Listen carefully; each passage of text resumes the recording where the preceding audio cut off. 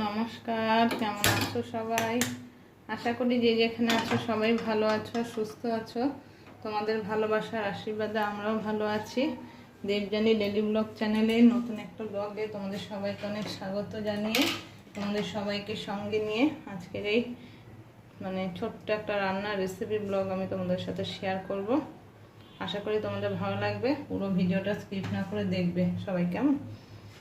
আজকে যেটা করব সেটা হলো এই যে ভেন্ডি মশলা করব আমি, ঠিক আছে? এই যে ভেন্ডিগুলো এইভাবে দু টুকরো করে কেটে নিয়েছি, পরিষ্কার করে ধুয়ে আগে। আর এই যে পেঁয়াজ কুচিয়ে নিয়েছি, আদা রসুন গ্রেট করে নিয়েছি। আর এখানে আমি একটা মশলা রেডি করে নেব। তো চলো মশলাটাকে রেডি করি। তেলটা গরম হোক। এখানে আগে একটু হলুদ দিয়ে দিলাম, একটু নুন দিয়ে দেব,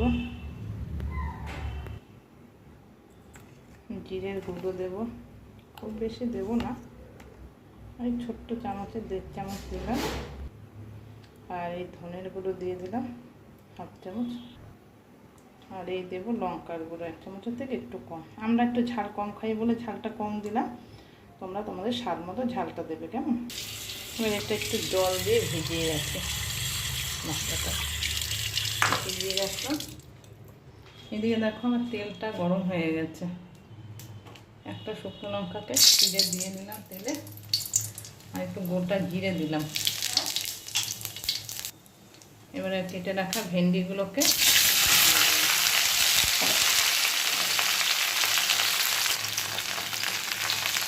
দিয়ে দিলাম, সবটাকে হলুদ দিলাম। এবার ভালো করে নেড়ে দেবো।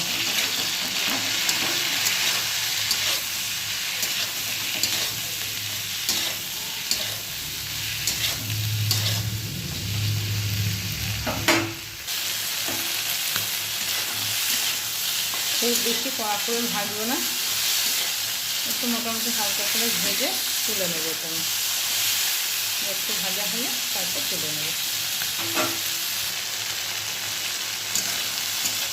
আর এই পর্যায়ে আমি ঝালটাকে তুলে নেব,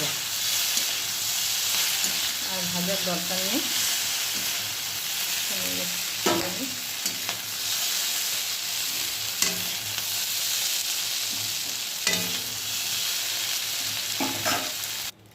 ঢেঁড়সগুলো সব আমি তুলে নিয়েছি। এবার কড়াইতে তেল দিয়ে দেব।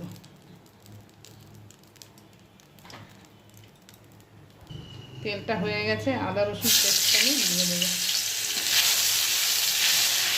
আস্তে আস্তে নিয়ে দেবো।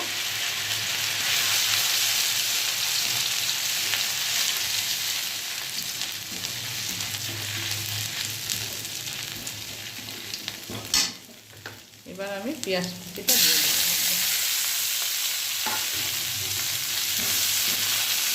গ্যাসের আঁচটা মিডিয়ামে রেখে পেঁয়াজটাকে ভাজা করবো।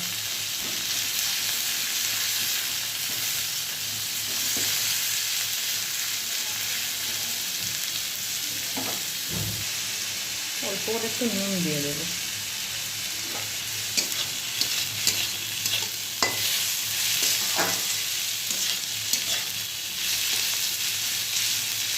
একটু হলুদ দিয়ে দিই অল্প।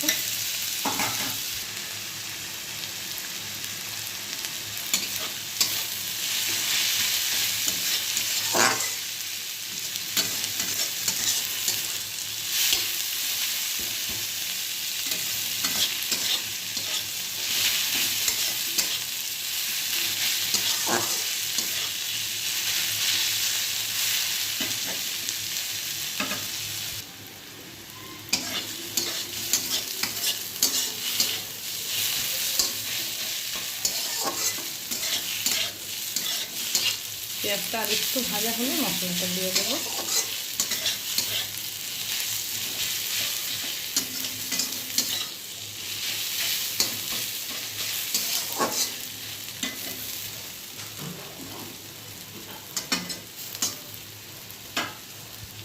পেঁয়াজটা ভাজা হয়ে গেছে। এবার এই মশলাটা যে রেডি করে রেখেছিলাম মশলাটা দিয়ে দেবো।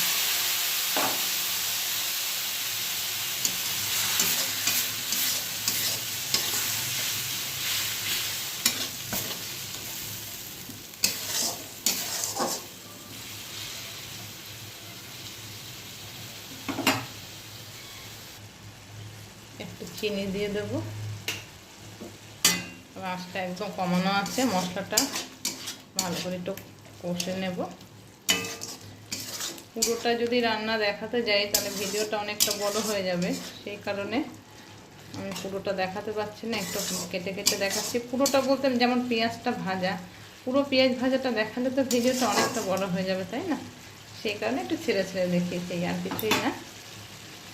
মশলাটা হলে তারপর ঢ্যাঁড়সটা ঢেলে দেবো। মশলাটা কষা হয়ে গেছে, ভেজে রাখা ঢ্যাঁড়সটা ঢেলে দেবো। ভালো করে মশলার সাথে ভেন্ডিটাকে মিশিয়ে নেব।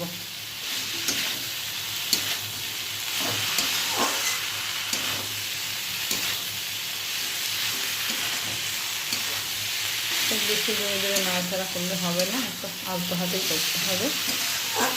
ভেন্ডিটা একটু নরম, সেই কারণে ভেন্ডি নরমই হয়, তবে ভাজলে ভালো জিনিসটা আর একটু নরম হয়ে যায়, তো সেই কারণে। ঠিক আছে, এবার অল্প করে জল দিয়ে দেবো।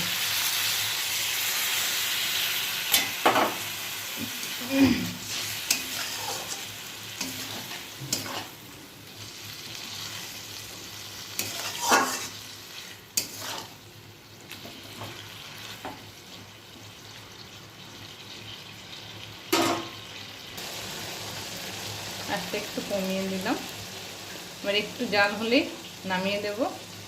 আমার রেডি হয়ে গেছে ভেন্ডি মশলা। আর একটু অপেক্ষা ফোটার।